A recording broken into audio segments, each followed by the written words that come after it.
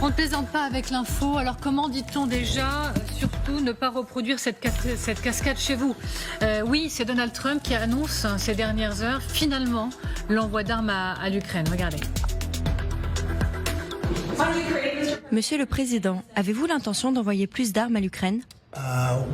Nous allons envoyer quelques armes supplémentaires. Nous devons le faire. Ils doivent être en mesure de se défendre. Ils sont frappés très durement maintenant. Nous allons devoir envoyer plus d'armes, oui. Des armes défensives principalement.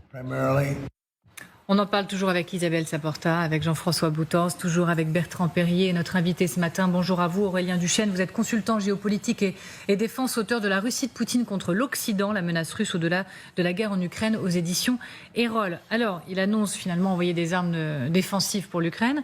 Pourtant, la semaine dernière, il disait ne plus avoir de stock.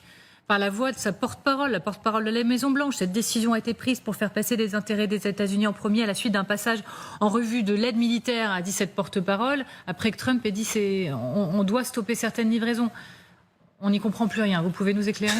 Il n'en est pas à son premier revirement. Je rappelle, par exemple, que Trump avait gelé en mars les aides livrées à l'Ukraine quelques jours après l'altercation avec Zelensky dans le bureau ovale. Ces aides ont finalement repris. Le même Trump qui, en marge du sommet de la Haye, s'était ouvert à l'idée de livrer des systèmes patriotes de défense aérienne à l'Ukraine, dont l'Ukraine a cruellement besoin en ce moment avec la multiplication des attaques russes, et désormais un Trump qui se réouvre à l'idée de livrer davantage d'aide après l'avoir lui-même gelé.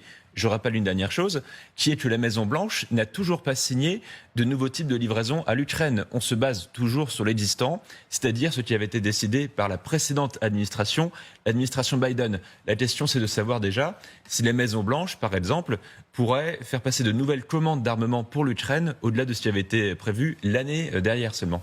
Comment vous analysez, vous, ce looping arrière du président américain, encore une fois ? Je pense qu'il faut considérer la nature de la parole de Trump, d'ailleurs comme la nature de la parole de Poutine. Dans les deux cas, on a des gens dont la parole est un outil politique, et voire un outil diplomatique, si on peut encore parler de diplomatie.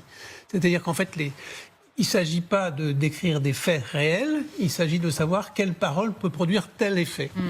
Je pense que la décision de suspendre, entre guillemets, les livraisons venait à un moment donné où